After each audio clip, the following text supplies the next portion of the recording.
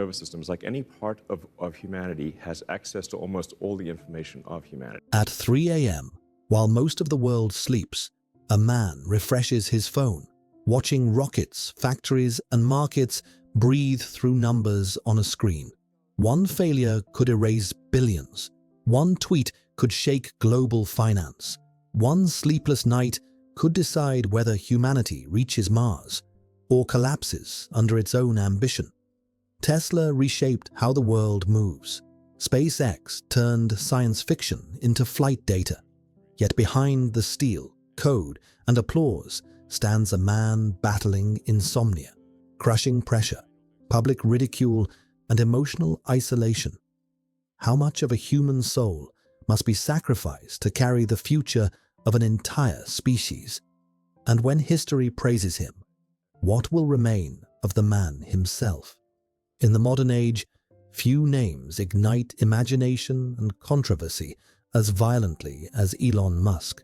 To some, he is a visionary, an engineer-philosopher pulling humanity away from extinction. To others, he is reckless, erratic, and dangerously obsessed with speed over stability. But regardless of opinion, one fact is undeniable. Elon Musk stands at the crossroads of the future, where technology, power, and human fragility collide. Musk's companies do not merely sell products, they sell destiny. Electric cars were once niche experiments mocked by oil giants, until Tesla forced the world's largest automakers to rewrite their strategies. Reusable rockets were deemed economically impossible, until SpaceX landed boosters upright like steel giants bowing to gravity itself. Neural interfaces, planetary colonization, global satellite internet, ideas once reserved for novels now occupy boardrooms and government briefings. But behind these achievements lies a story far darker than balance sheets or launch footage suggest. Musk's life is a prolonged state of emergency. Weeks blur into months without rest. Sleep becomes a negotiable luxury. Stress is not an obstacle, it is the operating system. Former partners and employees describe cycles of brilliance followed by emotional implosion. Public interviews reveal laughter that barely masks exhaustion, humor edged with something closer to despair. While the world celebrates innovation, Musk lives inside a paradox. To save humanity, he must continually push himself toward personal collapse. He has admitted to weeks of sleeping on factory floors, surviving on caffeine and pressure. He has spoken openly about loneliness, about nights when the weight of responsibility becomes unbearable. Romantic relationships fracture under the gravitational pull of ambition. Family moments are postponed, rescheduled, or lost entirely to emergencies that never end. This is not the story of a man corrupted by excess, but of one consumed by purpose. Musk does not chase luxury, he chases survival. His fear is not failure in business, but extinction itself, of progress, of civilization, of the future. And that fear drives him harder than any external enemy ever could. So when headlines reduce him to tweets, scandals, or stock fluctuations, they miss the deeper truth. Elon Musk is not merely building companies. He is waging a personal war against time, physics, bureaucracy, and his own limits. The question is no longer whether he will change the world. The question is whether anyone can endure the cost of carrying such a vision and remain whole. Long before factories, rockets, and global scrutiny, there was a quiet, awkward boy growing up far from Silicon Valley's optimism. Born in Pretoria, South Africa, Elon Musk entered a world that rewarded toughness and punished difference. He was small, bookish, and intensely inward, traits that made him a target. School corridors became arenas of cruelty. Beatings were frequent, some so severe they left him hospitalized. While other children learned belonging, Musk learned endurance. Silence became armor. Imagination became escape. His refuge was reading, an obsession so consuming it worried adults. He devoured encyclopedias, science fiction, physics, biographies, anything that hinted at systems larger than himself. In books, problems had rules. In equations, outcomes could be predicted.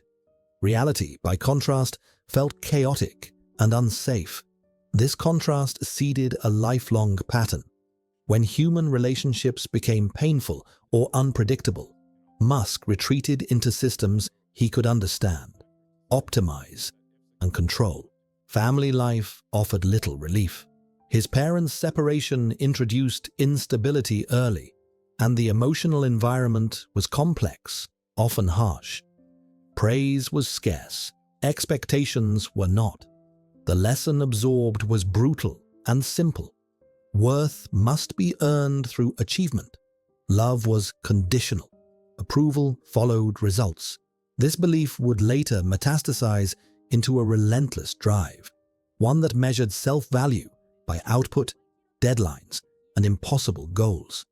At 10, Musk taught himself computer programming. At 12, he sold his first video game for a modest sum. It was not the money that mattered, but the proof. Ideas could be converted into reality. Creation offered validation without vulnerability. Machines did not mock you. Code did not betray you. This early success hardened a worldview. Progress is protection. Build fast enough and nothing can hurt you. Yet childhood wounds do not vanish. They evolve. The same intensity that fueled curiosity also bred isolation. Musk struggled with social cues, humor, and emotional nuance. Conversations felt inefficient. Feelings felt like noise. He learned to think in abstractions. First lines of code, later supply chains, propulsion equations, and global risk models. Humanity, to him, was both the beneficiary and the variable most likely to fail. By his late teens, Musk's gaze had already lifted beyond national borders. South Africa felt like a cage. The future lived elsewhere. He emigrated, carrying little more than ambition and a belief bordering on obsession that meaningful work justified any sacrifice. University life brought opportunity, but also restlessness. Formal structures moved too slowly. Authority felt arbitrary. He wanted acceleration, faster learning, faster building, faster impact. This impatience did not come from arrogance alone. It came from fear. Deep down was the same boy who learned that stillness invites pain. Motion, on the other hand, creates distance. If you are always moving forward, nothing can catch you. This psychological engine, equal parts brilliance and trauma, would later power companies that redefine industries while simultaneously eroding the man at their center. The seeds of future conflict were already planted. An intolerance for inefficiency would become legendary. Emotional bluntness would alienate allies. A near-religious belief in mission would excuse exhaustion, broken relationships, and personal neglect. Childhood taught Musk resilience, but it also taught him that suffering is normal, even necessary, on the path to something greater. And so the pattern was set. A boy forged in adversity grew into a man who confuses survival with progress and pressure with purpose. The world would one day praise his audacity. Few would notice that the cost was paid long before the first rocket ever left the ground. Ambition, once awakened, rarely waits for permission. For Elon Musk, the transition from student to builder was not a careful ascent, but a violent acceleration. Universities felt like waiting rooms. Lectures moved at the pace of yesterday.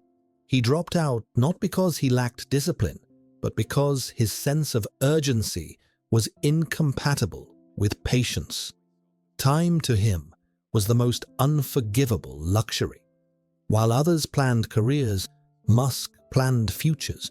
His earliest ventures were modest in appearance, but radical in intent. The internet, still young and clumsy, felt like raw territory, unclaimed, unfinished, full of structural flaws begging to be optimized. He threw himself into it with the same intensity that once drove him into books. Days blurred into nights. Sleep became optional. Failure was not a warning sign. It was feedback. When his first startup struggled, he did not retreat.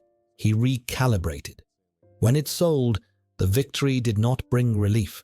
It only confirmed a dangerous belief. Acceleration works. The first true turning point came not with applause, but with risk concentration. Musk poured nearly everything he had into his next ideas, refusing diversification. To outsiders, this looked reckless. To him, it was logical. If extinction was the enemy, whether personal or planetary, then half measures were immoral. He believed focus was not merely a strategy, but a moral stance. Commit fully, or don't begin at all. But success does not scale linearly with effort. As his ventures grew, so did resistance. Established industries pushed back. Regulators slowed momentum. Engineers warned him about timelines that violated physical and human limits. Musk responded the only way he knew how, by pushing harder. Deadlines shortened, expectations sharpened. The pressure inside his organizations intensified until it became part of their identity. Then came the collapse phase, the moment every myth-building story tries to compress into a footnote. One by one, Musk's companies hovered near failure simultaneously. Capital evaporated, launches failed publicly, production lines stalled, critics circled like scavengers. Employees whispered about bankruptcy as a real possibility, not an abstract fear. At one point, Musk was forced to choose which company would receive the last remaining funds, an act less like leadership and more like triage. This was not a heroic montage. This was sustained psychological siege.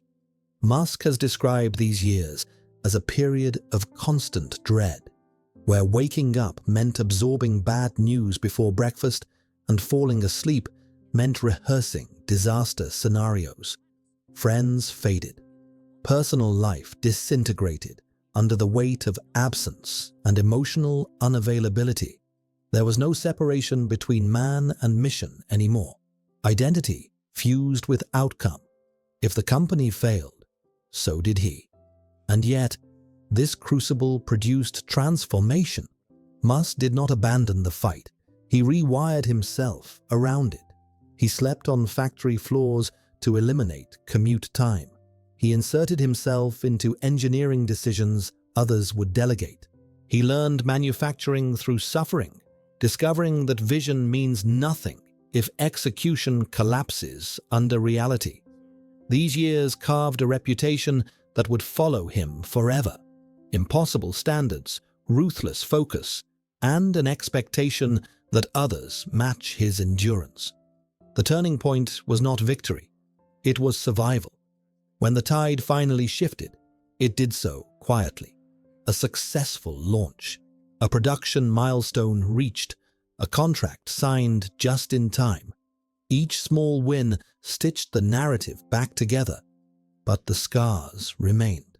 Musk emerged not softened by hardship, but hardened into something more extreme.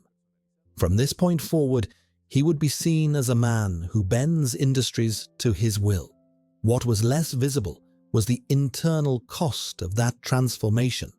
The line between determination and self-destruction had blurred permanently. Stress was no longer an obstacle. It was fuel. Crisis was no longer an exception. It was the default operating condition. The world would later celebrate these moments as proof of genius. But the truth is more unsettling. These turning points did not simply build companies. They locked Musk into a psychological contract with pressure itself. To slow down now would feel like betrayal. To rest would feel like surrender. And so the engine kept running, louder and hotter than ever. From the outside, this was the phase where legends are born. Headlines shifted tone. Skepticism gave way to awe. Rockets that once exploded now returned to Earth like obedient giants, landing upright against all expectations. Electric cars moved from novelty to inevitability, forcing century-old corporations to abandon denial and scramble for survival. Elon Musk's name stopped being associated with risk and started being synonymous with inevitability. Whatever he touched, it seemed, bent the future closer. But success did not arrive as relief. It arrived as amplification. Every victory raised the stakes. Every breakthrough increased the weight on his shoulders. With global attention came global consequences. A delayed launch was no longer a technical issue. It was a geopolitical signal. A missed production target was no longer a factory problem. It was a market shock. Musk's mind became a battlefield where engineering constraints, investor expectations, employee livelihoods, and planetary ambition collided non-stop. During this period, his daily life entered a rhythm that bordered on self-erasure. Weeks passed without days off. Sleep fragmented into short, inefficient intervals. Insomnia was no longer occasional. It was structural. His nervous system never fully powered down. Even moments of triumph were consumed immediately by the next looming crisis. Celebration felt irresponsible. Rest felt dangerous. Public perception, meanwhile, began to fracture. Admirers saw a savior figure, someone willing to suffer so humanity could advance. Critics saw instability, impulsive communication, emotional volatility, and an increasing tendency to bypass filters that traditionally protect powerful figures from themselves. Social media became both megaphone and minefield. A single sentence could erase billions in market value, ignite lawsuits, or provoke regulatory scrutiny. Musk knew this and posted anyway. This paradox defined the era.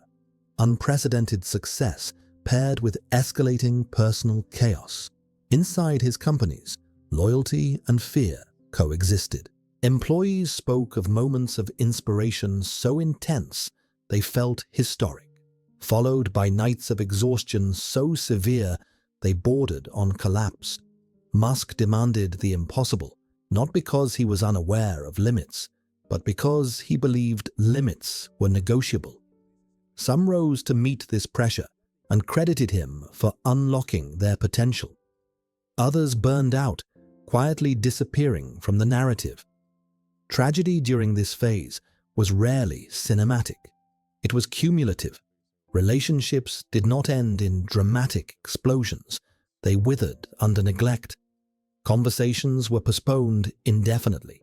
Emotional presence was sacrificed to operational urgency. Love competed with deadlines, and deadlines always won. Each separation reinforced an internal belief Musk never fully articulated, that closeness is a liability when the mission is this large.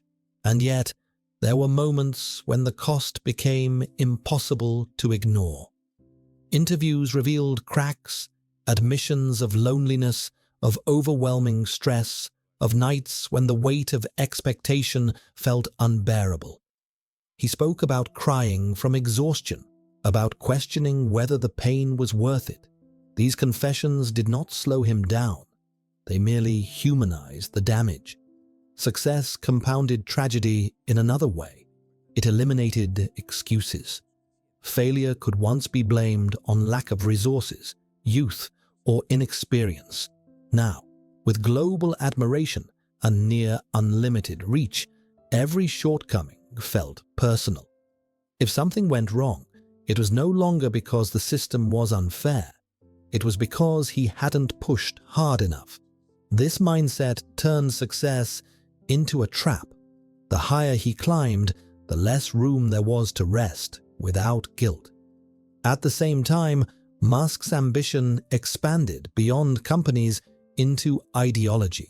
He began speaking not just about products, but about civilization, population collapse, artificial intelligence, free speech, and the fragility of modern society.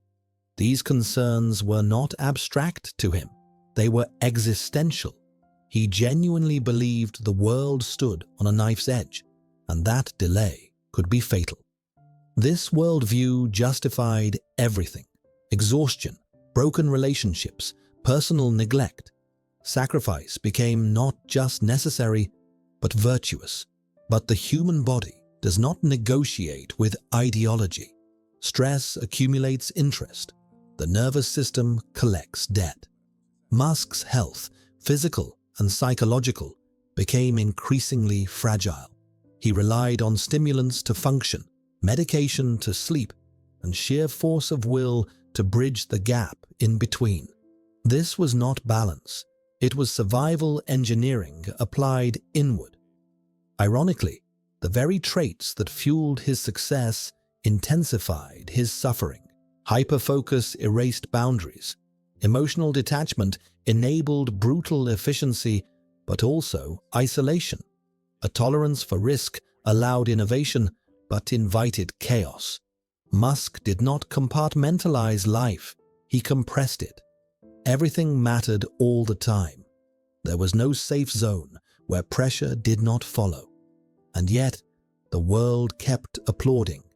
Each standing ovation made it harder to stop. Each historic milestone reinforced the myth that this pace was sustainable, if not admirable. The tragedy was subtle but profound. Elon Musk became a prisoner of his own success. The future demanded more, always more, and the man delivering it had trained himself never to say no. By this stage, the question was no longer whether Musk could change the world. That was already happening. The question was whether the process would leave anything intact inside him once the applause faded. Because behind every reusable rocket and record-breaking valuation was a quieter reality. A man running faster than exhaustion, chased by a future that never stops asking for sacrifice. Away from factories, launch pads, and boardrooms, Elon Musk's personal life unfolded like a quiet counter-narrative, less visible, more fragile, and far harder to optimize. While the public saw momentum and inevitability, those closest to him often experienced absence. Not intentional cruelty, but a relentless prioritization of mission over presence. Time, once again, was the currency he never had enough of. Romantic relationships entered his life with intensity and optimism, then slowly dissolved under pressure that never lifted. Partners described a man capable of deep curiosity and sharp humor, yet emotionally distant when crises multiplied.